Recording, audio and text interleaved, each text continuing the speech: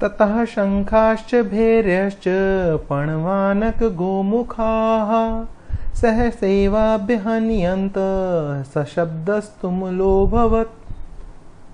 जय श्री कृष्ण। श्लोक number 13, chapter 1, Shrimad Bhagavad Gita.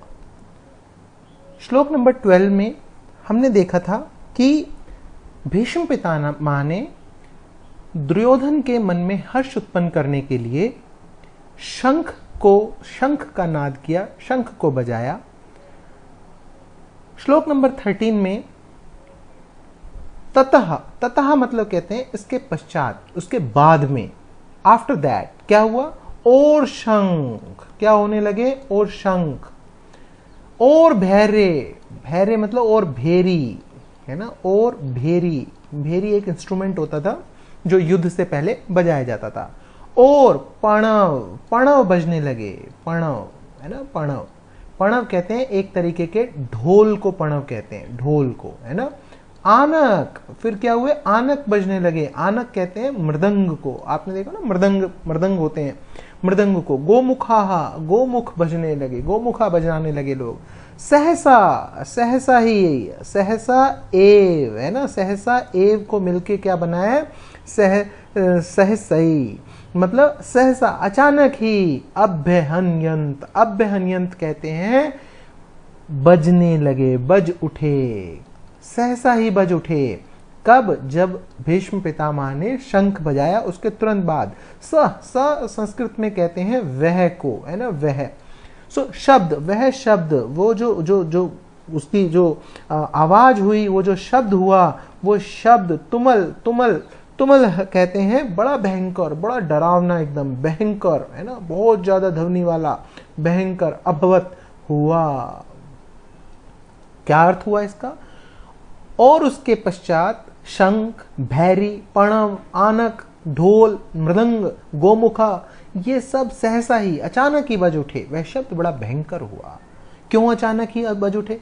क्योंकि भीष्म पितामह ने दुर्योधन को हर्ष उत्पन्न करने के लिए, कल हमने देखा था ना, तस्य संजनयन हर्षम कुरु वृद्ध पितामहः सिंहनादम विनोदच्चै शंखम दधमो प्रतापवान। मतलब उनके हर्ष उत्पन्न करने के लिए, तस्य संजनयन हर्षम, हर्ष उत्पन्न करने के लिए एक बजाया था। लेकिन सबको क्या लगा कि हाँ युद्ध की शुरुआत हो गई, तो सबने अचानक ही, सहसा ही, अचानक ये सब बजने शुरू हो गए। जैसे अब शंख, आपको सबको पता है शंख क्या होता है। भेरी क्या होता है? भेरी को एक तरीके के नगाड़े होते हैं, आपने देखा होगा, इस शेप के होते थे नगाड़े।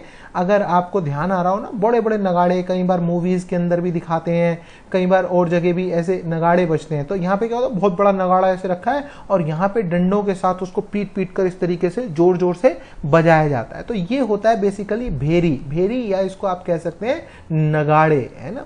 तो ये होते हैं नगाड़े। फिर क्या था? पणव एक तरीके की ढोल को कहते हैं। तो ढोल कैसी होती है? जो आपने देखा होगा ऐसे लकड़ी की या लोहे की बनी हुई ये ढोल होती है, चमड़ा उसके ऊपर लगा हुआ होता है। ये ऐसी बिल्कुल गोल सिलेंड्रिकल शेप के अंदर होती है। इसमें क्या होता है? यहाँ रस्सी बंधी हुई होती है, रस्सी गले में इंसान डाल लेता है और यहाँ से इसको डंडों के साथ पीट कर इसको बजाया जाता है। So this is called as a panav. ये पणव के तरीके से हम इसको जानते हैं। This is a kind of a instrument. ये इंस्ट्रूमेंट एक।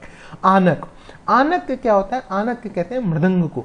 तो मृदंग क्या होता है? मृदंग बेसिकली होता पणव के जैसा ही है। अगर आप इसको देखेंगे तो ये बेसिकली कुछ इस तरीके की शेप का होता है, पणव, है ना। ये भी आपने देखा होगा घरों में, ये एक तरीके की पणव, ढोलक हो गया, ये एक तरीके की ढोल की हो गई, है ना, ढोल की। इसमें क्या है? गोदी में इसको रख के और इसको हाथ से पीटा जाता है। इसको डंडे से नहीं, इसको हाथ से बजाया जाता है या हाथ से पीटा जाता है बेसिकली। ओके। गोमुखा एक ऐसा इंस्ट्रूमेंट होता है, इसकी शेप कुछ इस तरीके की होती है। देखो मैं यहाँ पे बनाने की कोशिश करता हूँ, बाकी आप कहीं से अगर आपको ये मिले ये चीजें तो जरूर देखिएगा। इस तरीके की एक शेप होती है गोमुखा। इसमें क्या होता है? फूंक से इसको जो है फूंक भर के इसको बजाया जाता है। तो ये अचानक ये सारे क्या होते हैं? ये सारे जैसे पहले क्या होता था कि अगर राजा कोई युद्ध लड़ने जाता था उसको एक उत्सव की तरीके से देखा जाता था कि ये एक उत्सव है ना, क्योंकि मान लो अधर्म के ऊपर धर्म की जीत होने के लिए आज कोई राजा लड़ने के लिए जा रहा है, इस तरीके से उत्सव में ये बजाए जाते थे जब भी कोई राजा जाता था, है ना। सो ये उत्सव के अंदर जो है ये सारी चीजें, जैसे घर में कोई पूजा हो तो पूजा से पहले मान लो शंख बजता है, इस तरीके से युद्ध में, युद्ध से पहले, क्योंकि क्योंकि उसको एक उत्सव की तरीके से ट्रीट किया जाता था।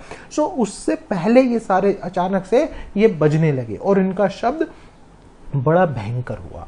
सो this is very very important. Now ये 13वां श्लोक है। आपने देखा पहले श्लोक में, सबसे पहले श्लोक में धृतराष्ट्र पूछते हैं संजय से, धृतराष्ट्र उवाच, सबसे पहला श्लोक गीता का शुरू ही होता है धृतराष्ट्र के कहने से। क्या कहते हैं वो? धर्म क्षेत्रे कुरुक्षेत्रे समवेतायुयुत्सव माम कह पांडवाश्चैव किम कुर्वत संजय। मेरे और पांडवों के पुत्रों ने क्या किया संजय, वो मुझे बताओ। सो श्लोक नंबर 13 तक संजय ने क्या किया है, जो उनके पुत्रों ने, मतलब जो धृतराष्ट्र के पुत्रों ने किया वो एक्सप्लेन किया है। यहां से अब वो करेंगे कि जो पांडु के पुत्रों ने किया, जो उनकी तरफ हो रहा है, जो अर्जुन, भीम, युधिष्ठिर, नकुल, सहदेव ये जो कर रहे हैं, अब वो बताएंगे। एक बार फिर से चैंट कर लेते हैं। ततः शंखाश्च भैर्यश्च पणमानक गोमुखाः सहसैवाभ्यहन्यन्त सशब्दस्तुमुलोऽभवत्। जय श्री कृष्ण।